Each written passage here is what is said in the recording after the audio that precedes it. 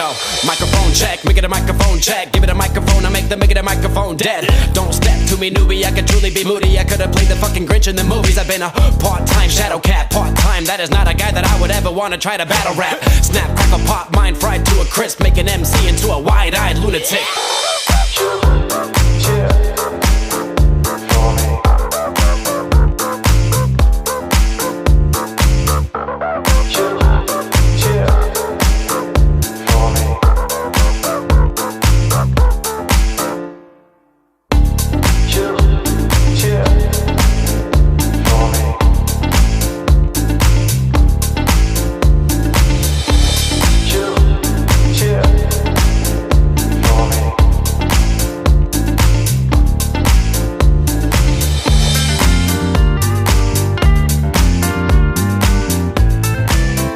Pues muy buenos días, amigos de México Libertario. Nos encontramos en una nueva emisión de nuestro webinario Más Innovación, Menos Regulación, el cual realizamos regularmente con nuestros amigos de Somos Innovación, la red latinoamericana de la innovación. En esta ocasión nos vestimos de plácemes, realmente muy contentos estamos, pues porque nos encontramos en esta emisión con Antonini de Jiménez, un pensador económico muy importante. Él da clases en Colombia, es de origen español, pero bueno, él está afincado en América Latina desde hace mucho tiempo, ha dado clases en varios países latinoamericanos y nos ha parecido realmente muy provocador su pensamiento en relación a temas vinculados a la innovación. Por ejemplo, él reflexiona constantemente, bueno, ¿qué dificultades tiene América Latina para ser innovadora? ¿Por qué prefiere la imitación a la innovación?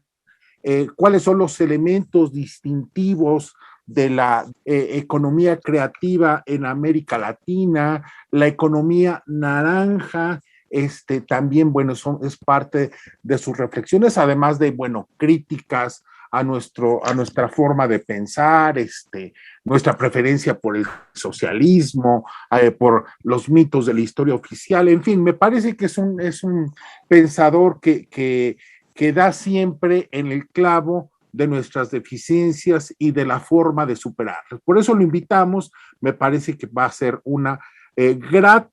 un grato descubrimiento para quienes no lo conozcan, aunque es una figura cada vez más y más reconocida en nuestras redes sociales y en la reflexión en nuestras universidades. Muy buenos días, Antonini.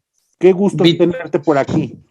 Víctor, muchísimas gracias por esa presentación, muy honrado, y un saludo también a tus oyentes que en estos días pues estarán compartiendo esta entrevista, que esperemos que sea fructífera y que ayude a romper y a superar algunos de los clichés que todavía siguen dominando la mentalidad latinoamericana. Muchas gracias, Víctor. Así es, esperemos que sea precisamente ese el logro que tengamos tras esta entrevista, Antonini.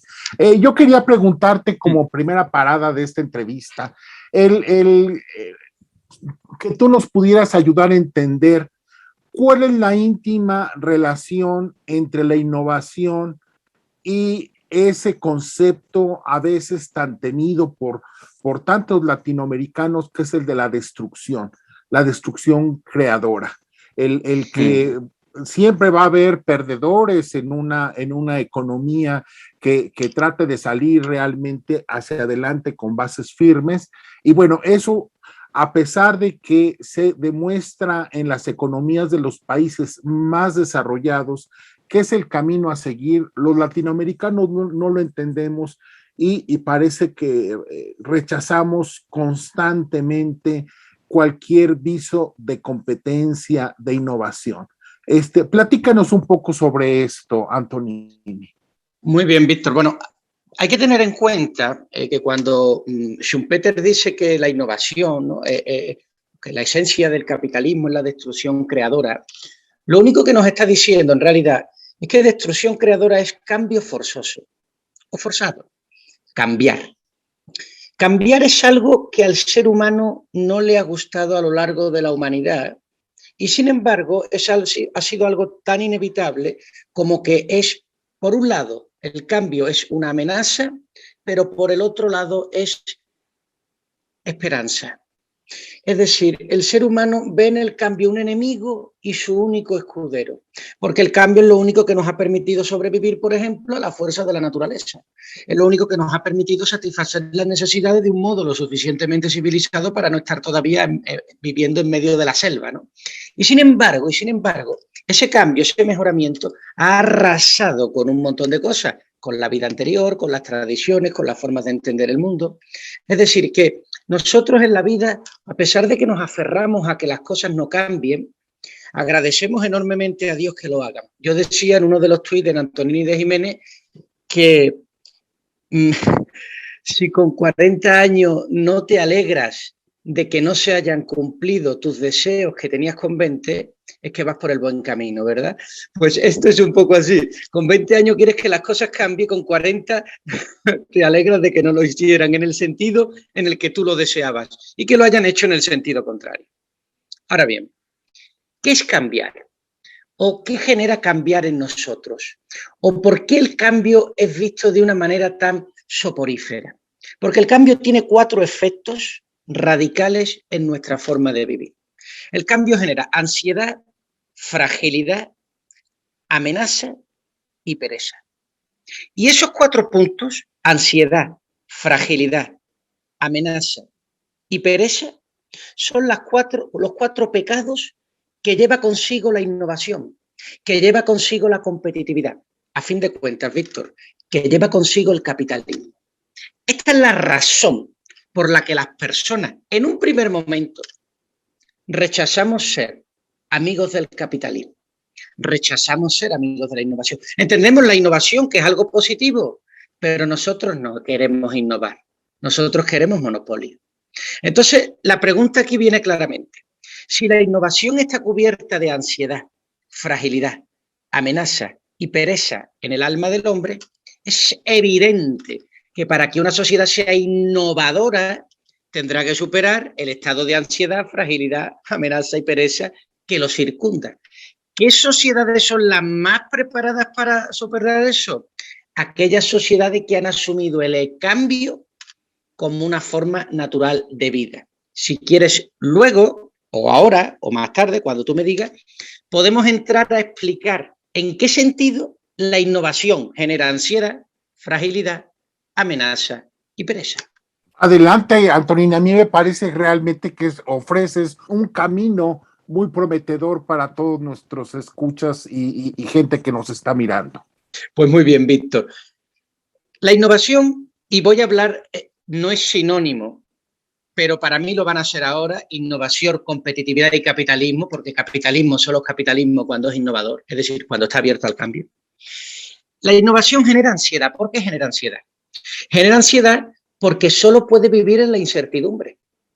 Es decir, porque el riesgo es un activo, es el activo por antonomasia del capitalismo. No es la riqueza, no es el patrimonio, no son los impuestos o los no impuestos, es el riesgo. Una sociedad que tiene aversión al riesgo no innova. Una sociedad que abraza el riesgo es innovadora. Por lo tanto, pero el riesgo, ese riesgo genera ansiedad, porque se cultiva en la incertidumbre. Por lo tanto, una sociedad más innovadora es una sociedad cada vez más incierta. Esta es la razón por la que las sociedades más capitalistas, más innovadoras, son paradójicamente las sociedades que más se preocupan por la desigualdad. El libro de Tomás Piketty, Capitalismo en el siglo XXI. Los países nórdicos, Alemania, España, Italia, Inglaterra, Europa, son los que más se preocupan por la desigualdad cuando son los más capitalistas. ¿Por qué esta paradoja? Y sobre todo, ¿por qué nos preocupamos de la desigualdad? En un mundo donde la desigualdad cada vez es menor, porque lo que nos hace diferentes es cada vez menos importante. ¿Cómo es eso? Sí, hoy la diferencia que hay entre Bill Gates y Antonini es simplemente una cuestión de dólares. Alguien dirá, es que son muchos. No, no es nada. Bill Gates hace la cola en el supermercado como yo, lleva gorra como yo, su ropa no cuesta más de $80 lo que lleva puesto, es decir, lo que lo hace diferente cada vez es más pequeño. Entonces, ¿por qué nos preocupamos por la desigualdad en un mundo cada vez más innovador? Porque tenemos que combatir la incertidumbre, la ansiedad que genera la innovación. ¿Y cómo se combate? Con certeza. Si la innovación da incertidumbre, nosotros crearemos certezas para que compense todo ese mundo de incertidumbre en el que no podemos vivir, ¿verdad, Víctor? ¿Eso qué son? Políticas públicas, políticas sociales, políticas de igualdad. Paradoja. Los países más capitalistas son los países con mayor intervención estatal, aunque a veces parece contradictorio, porque vienen a compensar el sentimiento de incertidumbre que generan las sociedades capitalistas. Las sociedades menos capitalistas son las sociedades donde el Estado está más empobrecido. Yo le llamo eso el síndrome del Estado, el sentimiento del Estado anoréxico, ¿verdad? América Latina tiene un capitalismo raquítico y tiene un Estado raquítico, aunque excesivamente burocratizado. Por lo tanto, la ansiedad, ¿vale? El primer problema que genera la innovación. Segundo problema es la fragilidad, y es que la innovación se mueve en la inestabilidad. La competencia es inestable.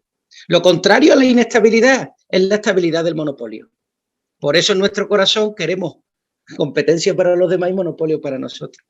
Pero fíjate qué curioso. Esa fragilidad que genera una sociedad innovadora, esa fragilidad es lo que genera a su vez el sentimiento de que el capitalismo es codicioso. Ya hemos dicho por un lado que genera el sentimiento de la desigualdad, producto de la ansiedad.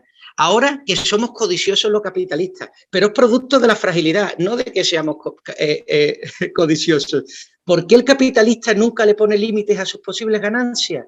Porque nunca las gana del todo, Víctor. El hecho de que viva en un ambiente de innovación, de fragilidad, de competencia, de destrucción, hace que los 40.000 millones de dólares de Bill Gates sean más inseguros en términos de riqueza que la riqueza que podría tener un noble feudal en la Edad Media. ¿Por qué? Porque en cualquier momento la puede perder, la competencia lo puede arrebatar, puede quedar desplazado. Por lo tanto, el capitalista, lejos de ser codicioso, acumula porque nunca llega a ganar del todo. Paradoja, ¿verdad? Tercer punto que genera una sociedad innovadora. Hemos dicho ansiedad, hemos dicho fragilidad. El tercer punto es amenaza. Lógicamente, Bill Gates siente que su dinero nunca es completamente suyo porque se siente amenazado, por eso nunca deja de acumularlo. La amenaza es el tercer problema de una sociedad innovadora. Claro, estamos hablando de destrucción creadora. Y si la innovación destruye lo que no funciona, es evidente que todas las personas tengamos en nuestro corazón esa idea de que nos sentimos amenazados, de que en cualquier momento, si no hacemos lo correcto, nuestra empresa se va fuera. Esto evidentemente genera un sentimiento contra una sociedad innovadora, porque claro, las personas no quieren sentirse amenazadas, ¿verdad? Las personas quieren sentirse tranquilas, y más tranquilas los que no tienen amor propio. Por eso el socialismo está contra la innovación, porque el socialismo está contra el amor propio. Las personas que tienen amor propio no tienen miedo de perder, porque ven el futuro con optimismo y que pueden ganar. Es decir, compensan la amenaza del capitalismo con amor propio. Si no tienes amor propio, evidentemente la amenaza lo ves como un riesgo. Por eso el socialismo no genera amor propio, sino egoísmo. Y ahí no iríamos a nada en mí. Cuarto punto, ya hemos dicho ansiedad, fragilidad, amenaza. Último punto que genera una sociedad innovadora es una sensación de pereza. Claro, porque innovar genera implicación, superación, no simplemente quedarte como estás, sino que tienes que hacer algo que antes no se hacía. Y eso al ser humano, otra vez de nuevo, ahora otra vez a pensar, ahora es evidente que el gusto por el esfuerzo no está asentado. Y claro, como a nadie le gusta cambiar, existe esa pereza natural del cuerpo, pues el enemigo del capitalismo innovador, de esa pereza, es precisamente pues la gravedad de que preferimos estar sentados viendo Netflix que estar pues en la tensión de un mundo donde constantemente tenemos que estar compitiendo. Así que fíjate, y con esto lo resumo ya, ansiedad, fragilidad, amenaza y pereza, estos son los 4 enemigos de una sociedad innovadora. La ansiedad genera preocupación distorsionada por la desigualdad.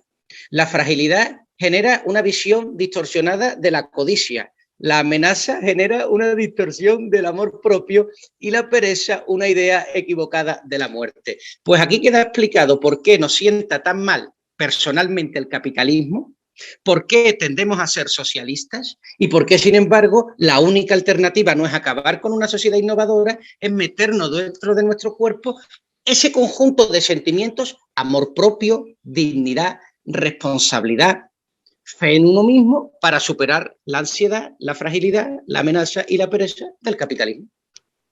Gracias, Antonini.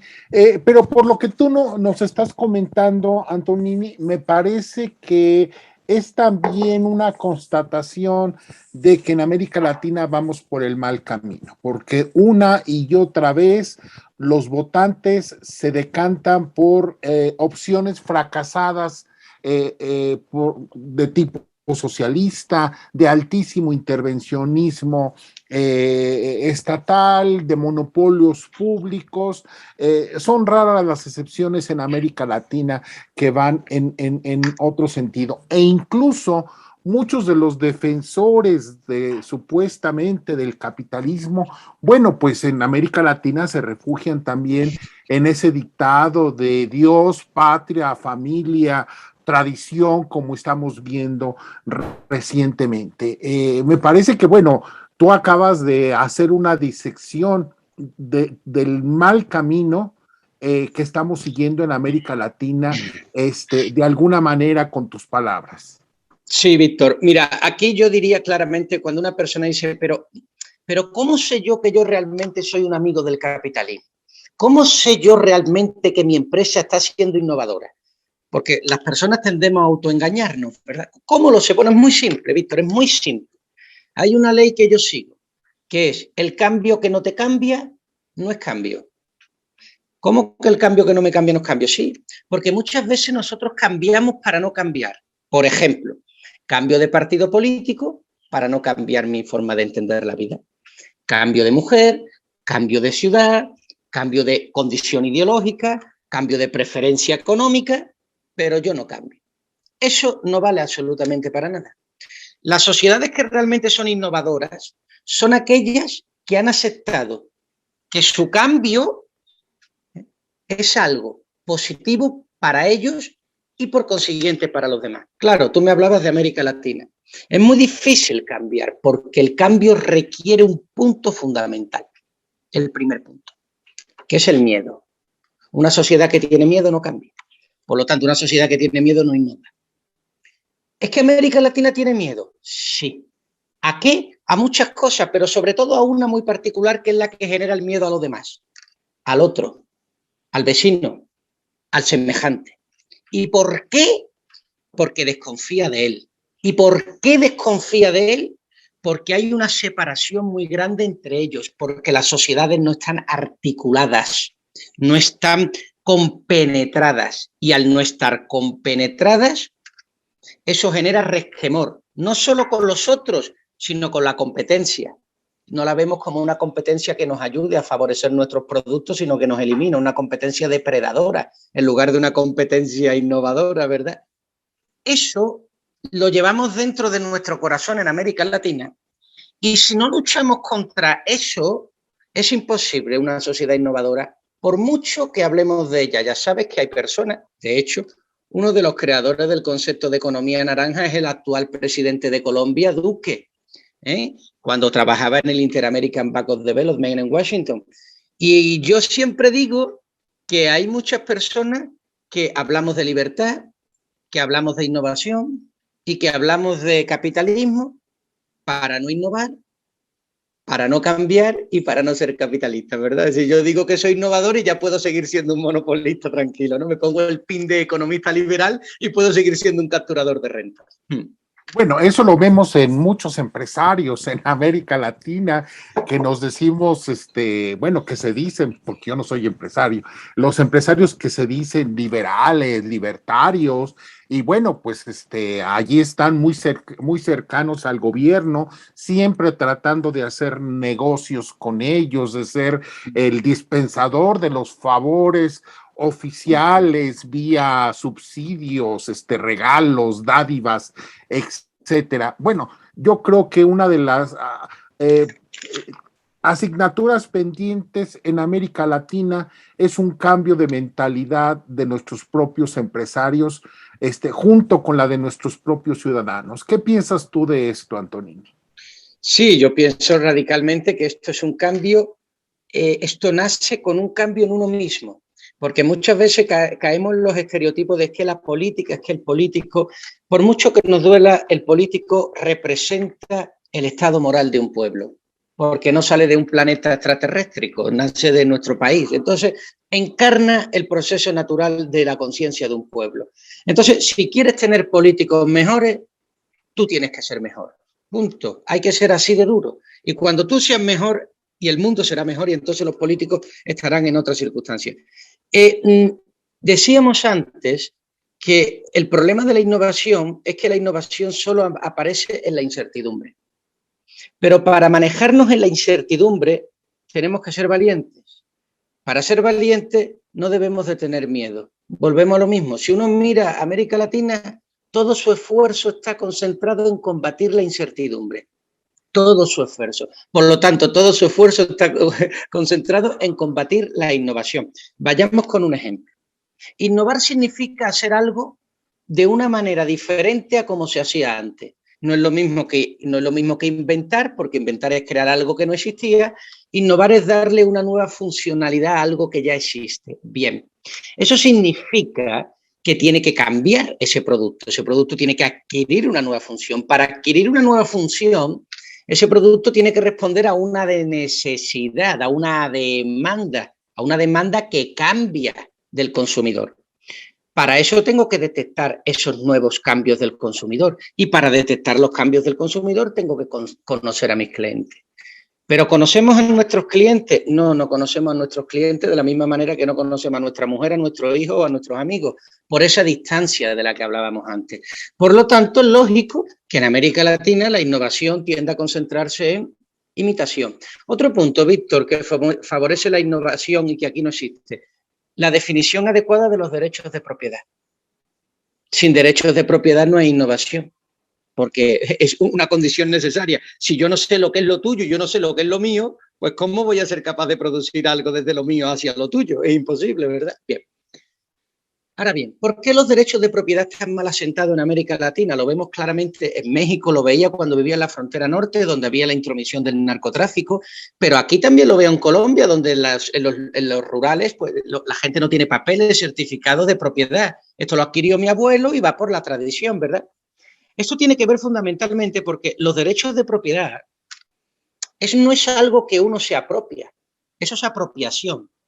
La propiedad no es apropiación. Apropiación es yo me hago dueño de esto. Eso no es la propiedad. La propiedad es reconocimiento, no apropiación, reconocimiento. Es decir, propiedad es que yo como sociedad le reconozco a Víctor que las gafas que llevas puestas son suyas y yo no puedo interferir en ellas.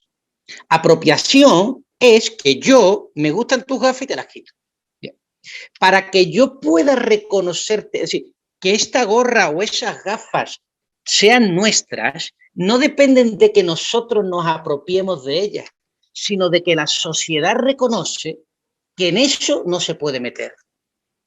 Claro, si en América Latina la sociedad está languidecida por la falta de reconocimiento de los otros, en América Latina existe mucho más la apropiación que la propiedad. Por eso nos encontramos en Venezuela, Maduro o a Chávez, expropiese, ese sentimiento de que nada le pertenece a nadie y de que en cualquier momento alguien me lo puede quitar por la fuerza, porque el reconocimiento viene sustituido por la fuerza arbitraria del caudillo político de turno. No se puede innovar. Así no se puede. Entonces, ya con esto cierro, Víctor, si no hay innovación y no hay bien definidos los derechos de propiedad, ¿qué competencia vamos a tener? Una mucho más cercana a la sobrevivencia. Bueno, pues estamos en nuestro webinario Más Innovación, Menos Regulación y estamos dialogando con el pensador español Antonini de Jiménez sobre los temas de innovación, competitividad, derechos de propiedad, bueno, todos estos temas tan importantes y bueno, tan descuidados desgraciadamente en América Latina. Y estamos en nuestra parte final, Antonini. Yo quisiera dos últimas preguntas.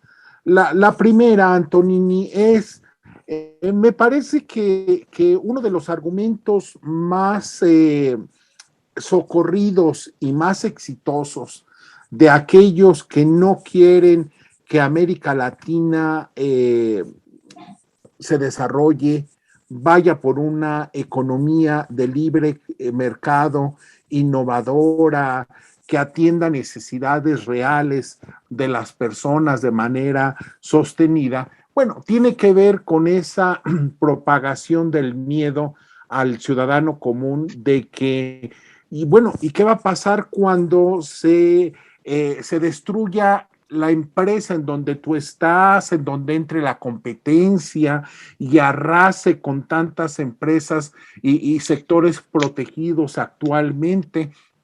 Y la gente que creemos en las virtudes de la libertad y del capitalismo, no hemos logrado dar una buena respuesta a esos miedos justificados del ciudadano.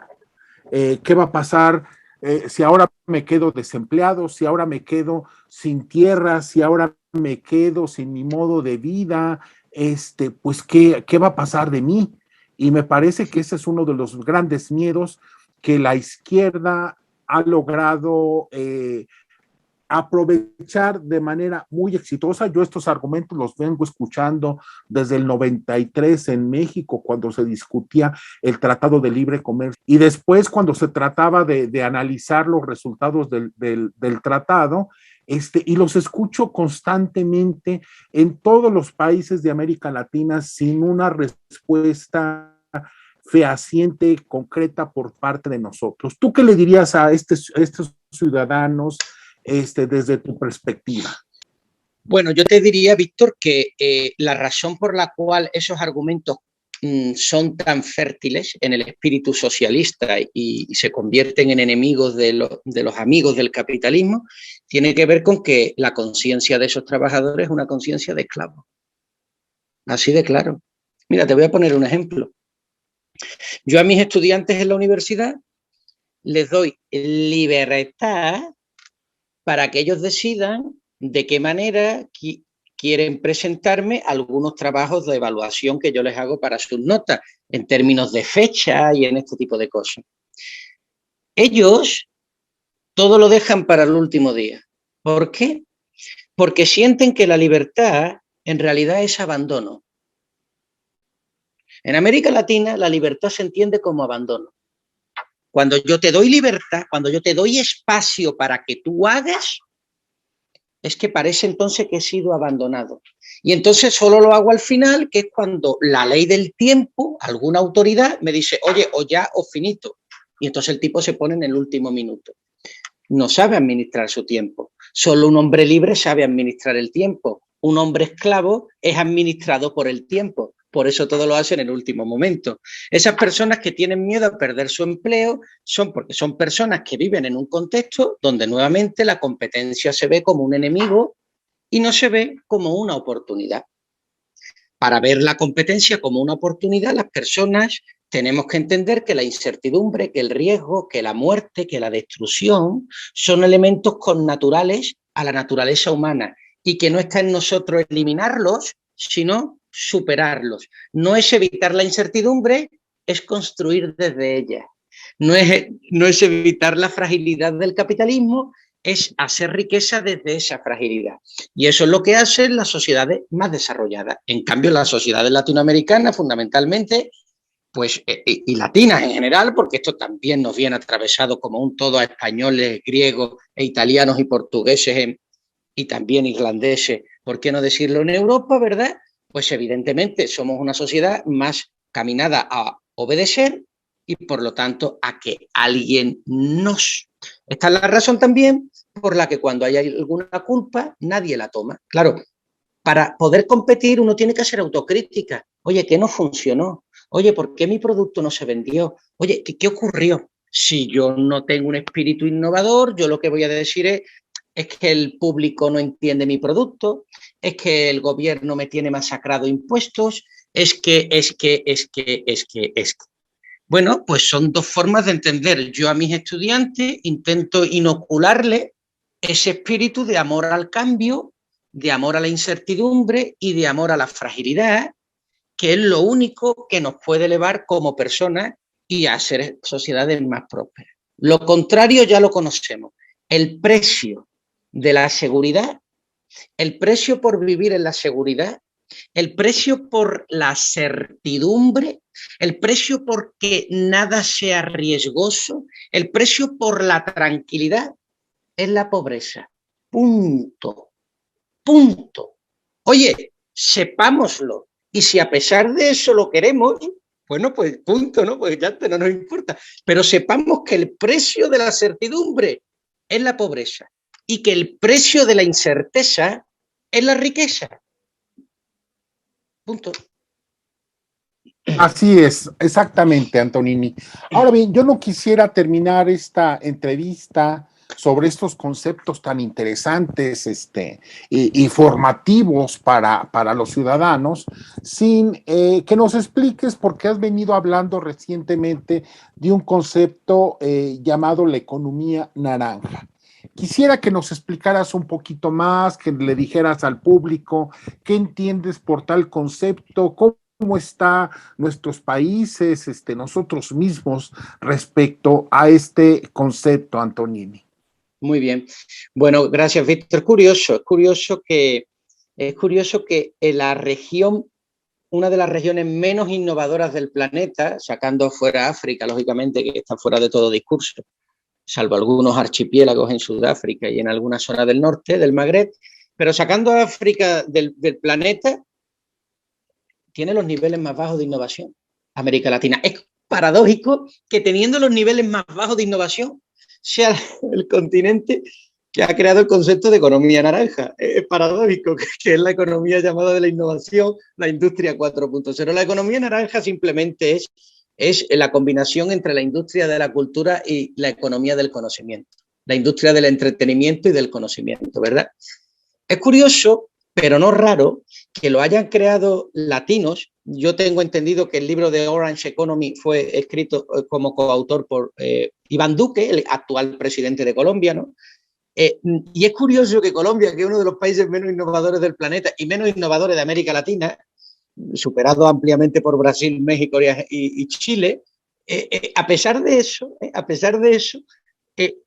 han creado el concepto de economía. Esto es muy interesante de innovación porque lo que decíamos antes, las personas decimos las cosas para no tener que hacerlas, ¿verdad? Entonces, como no soy capaz de innovar, me invento el concepto de innovación. Eso le pasa mucho a los profesores, ¿verdad? Que dan clases de economía, de administración de empresas. Como no soy capaz de ser empresario, hablo de las empresas. Eso nos pasa a nosotros muy a menudo en la universidad. Bueno, hay 4 características de la economía naranja, 4 características de la economía naranja que no se dan en América, por eso es imposible la economía naranja en América Latina. La primera es que son productos que se distinguen por su cualidad única, ¿vale? Son productos altamente competitivos, pero para tener un producto altamente competitivo, como ya sabíamos, necesitamos información para conocer la demanda, alta profesionalidad, alta inversión en capital humano. Y eso evidentemente no lo tenemos en América Latina porque es una sociedad profundamente segmentada, su mercado laboral, su mercado cultural y universitario.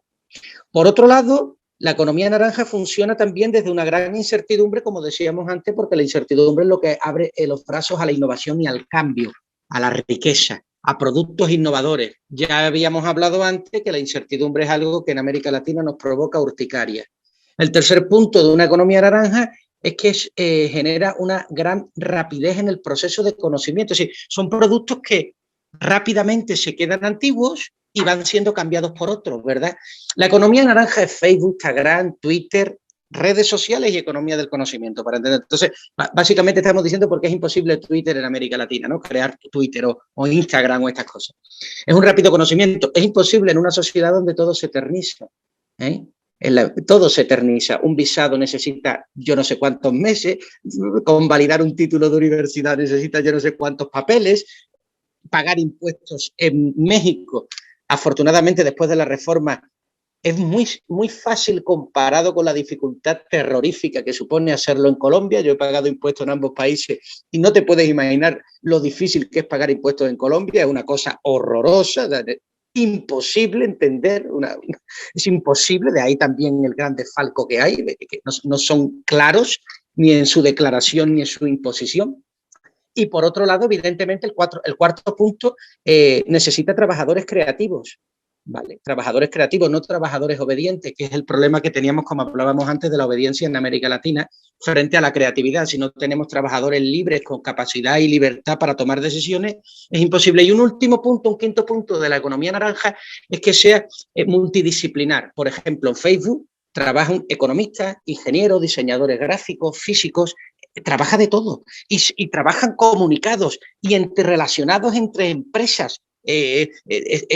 Instagram trabaja con Facebook, pertenecen de hecho al mismo grupo, además se pasan los trabajadores con Twitter, o sea, hay una gran conectividad laboral, cosa profundamente desconocida en América Latina, donde tú trabajas no ya para tu empresa, tú trabajas para tu jefe inmediato, ya no solo ni para tu empresa. Yo trabajo en una universidad y si yo tengo que elegir entre el bien de la universidad y el bien del director de mi programa, tengo que elegir por el bien del director de mi programa. ¿Veis cómo es imposible que en ese sentido se pueda generar una economía naranja? Porque no hay creatividad, porque no hay redes de trabajo, porque todo se eterniza, porque nos da miedo la incertidumbre y porque evidentemente favorecemos la imitación como consecuencia frente a la innovación. Así que son grandes retos los que afronta América Latina, pero yo tengo un mensaje de esperanza, Víctor, para acabar, porque no quiero acabar de esta manera tan pesimista, aunque hay que ser duros en el diagnóstico para entender desde dónde estamos. Y sin embargo, yo considero que América Latina, conozco relativamente, uno nunca conoce bien un país y menos un país latinoamericano con su infinidad y complejidad, pero he vivido y he conocido México y Colombia, dos países que he vivido por tiempo, por años, y sí te puedo decir que superado este problema, que no es un problema que se supera fácil, pero superado este problema, América Latina tiene todas las condiciones para ser la región más desarrollada del planeta por sus posibilidades geográficas, por su topografía, por sus bondades naturales y por la infinidad de recursos de los que dispone la Tierra. Solo hace falta que el latinoamericano esté a la altura de la región donde ha nacido. Eso es lo único que necesitamos. Bien, Antonini, pues muchas gracias por tus palabras. Me parece que, bueno, también haces un buen llamado a la acción por parte de todos los que te van a escuchar y en general para todos los ciudadanos latinoamericanos. Me parece que, bueno, hay que actuar y no solamente decir que estamos muy, muy mal. Pues yo te agradezco mucho a nombre de Somos Innovación, Antonini. No sé si tú quieras agregar algo, remarcar algo, que no te haya preguntado, no sé, algo que tú consideres importante como último mensaje. Bueno, gracias, Víctor. Como último mensaje, alguien se podrá preguntar, bueno, Antonini, pero vale, muy bien todo esto, pero yo personalmente, ¿cómo hago para cambiar? Yo en mi vida personal, en mi casa, con mis hijos, ¿qué hago? Bueno, pues yo siempre yo estoy escribiendo ahora un libro, Pequeños TIC para hacerte libre, ¿no? En términos personales, ¿verdad? ¿Qué cosa uno tendría que hacer en su vida personal para ser cada día más libre y no engañarse en el camino, ¿verdad? Y pues, por ejemplo, uno de los tips que digo es no caigamos ante los caprichos. Cuando vayamos a un centro comercial a comprar algo, nunca digamos no lo quiero. Dite siempre mañana lo compro, para distinguir si es una necesidad de un capricho, si es un deseo de un... ¿Vale? Bien, bueno, eso es un pequeño tip para gente para que el agujero del bolsillo no se le abra. Pero en términos de libertad, yo recomendaría enormemente a las personas que tomaran un papelito y fueran apuntando qué cosas hacen ellos en su vida diaria a propósito de relacionarse con su esposa, con sus hijos, con su hermano, con cualquier cosa que hacen normalmente. Que identifiquen, por ejemplo, cuando no pasan por una calle, si no lo hacen porque realmente es peligrosa o simplemente porque ellos tienen asociado que da peligro. Por ejemplo, pongo caso, yo asesoro a personas para que sean libres, ¿no? Y me dicen, mira, Antonini, yo tengo una bicicleta, pero no la puedo meter en mi casa, la dejo en el condominio, ¿vale? Dentro del condominio. Y allí siempre la dejo amarrada con un candado. Y entonces yo empiezo a analizar ese acto. Yo le digo, ¿realmente tiene necesidad que tú lo amarres? ¿O es que tú amarras esa bicicleta por ese miedo que te da el desconocimiento de los otros? ¿Tiene sentido que aquí te lo vayan a robar? No, no tiene sentido. Bueno, pues esta noche le quitas el candado. Esta persona me dijo, Antonini, la primera noche no pude dormir. Todo el tiempo pensando con la oreja a ver si me iban a quitar la bicicleta. A la mañana siguiente, cuando salí y vi que estaba allí, me dio un alivio infinito. Bueno, ese dolor que le provocó esa noche no poder dormir permitió a esa persona que ya nunca más ponga el candado de su bicicleta en el sitio. A alguien le parecerá que esto es estúpido, sin embargo, eso ha supuesto un cambio muy importante en la persona a la hora de apreciar la realidad en la que está. Le ha quitado negatividad, le ha quitado miedo, le ha quitado sospecha para introducirle esperanza, alegría y optimismo. Es la bicicleta, pero vale con cualquier otra cosa. Esos pequeños tips, ahora no tendría tiempo para hacerlo, pero podremos dedicarnos otra sesión, si quieres, Víctor, a hablar de tips para hacerte más libre. Esos son los que realmente generan cambio y eso es en lo que yo tengo la esperanza. Yo creo que quitarle el candado a la bicicleta y reconocer cuándo tiene sentido o no sospechar de los demás es mucho más eficaz para generar desarrollo económico que cualquier política monetaria o cambiaria que pueda llevar el Banco de la República. No me cabe absolutamente ninguna duda. Y me parece que tienes razón, Antonini. Bueno, yo te agradezco mucho realmente tus palabras, esta leccionadora charla que me parece que será muy bien recibida y aporta tantas cosas precisamente para la mejoría de tantos ciudadanos, de nuestra economía, de tantas cosas que como individuos debemos de modificar.